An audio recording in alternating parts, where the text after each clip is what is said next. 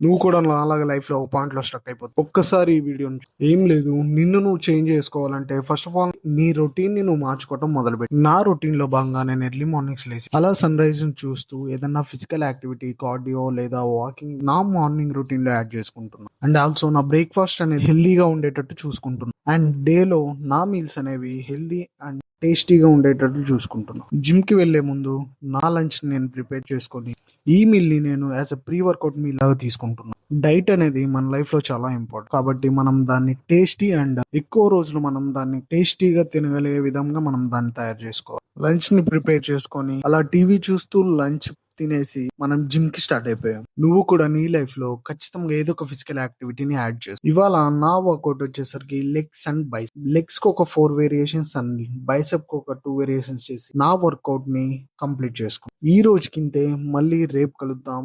Until then bye.